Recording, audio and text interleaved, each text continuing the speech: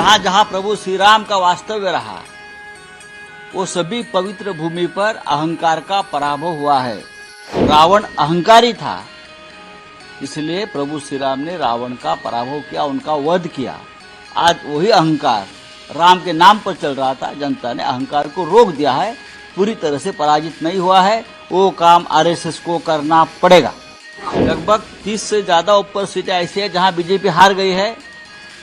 डरा धमकाकर election officer को आपने उस पर विजय प्राप्त किया है। भगवान सब देख रहा है।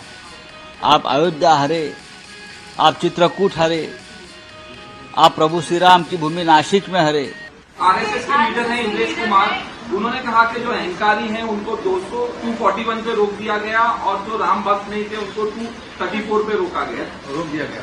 तो जनता की तरफ से देखिए, राष्ट्रीय स्वयंसेवक संघ की एक बात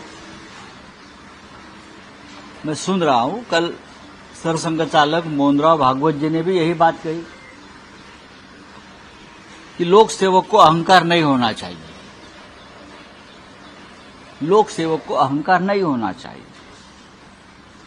लेकिन 10 साल में हमने देखा इस देश में सिर्फ अहंकार ही अहंकार है। अहंकार है, ईर्ष्या है, बदले की राजनीति है, मिसयूज ऑफ पावर है, और ये सब बीजेपी की मातृ संस्था आरएसएस देखता रह गया। 10 साल में हम सभी लोगों ने आरएसएस से बहुत उम्मीद रखी थी कि आरएसएस के लोग, प्रमुख लोग निर्भयता से सामने आएंगे और ये बदले की अहंकार की राजनीति को रोकने की कोशिश करेंगे। ये इस देश की जनता की उम्मीद थी, हमारे जैसे जो विपक्ष के लोग हैं उनकी भी उम्मीद थी, लेकिन ये नहीं हुआ। आम्ही जनतेला जनार्दन म्हणतो। जनता जनार्दन यही भगवान है, यही लोकतंत्र का भगवान है, सब कुछ है। अगर आपने भगवान के सामने जो चोरी की है कुछ सीटों की,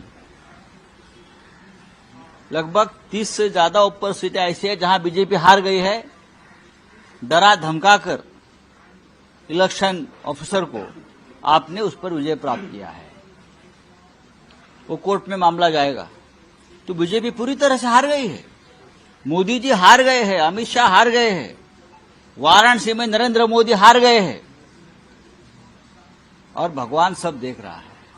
आप अयोध्या हारे, आप चित्रकूट हारे, आप प्रभु श्री राम की भूमि नासिक में हारे, आप रामेश्वरम में हारे, आप रामटेक में हारे। जहां जहां प्रभु श्री राम का वास्तव्य रहा वो सभी पवित्र भूमि पर अहंकार का पराभव हुआ है। रावण अहंकारी था, इसलिए प्रभु श्री राम ने रावण का पराभव किया, उनका वध किया। आज वही अहंकार राम के नाम पर चल रहा था, जनता ने अहंकार को रोक दिया है, पूरी तरह से पराजित नहीं हुआ है। वो काम आरएसएस को करना पड़ेगा।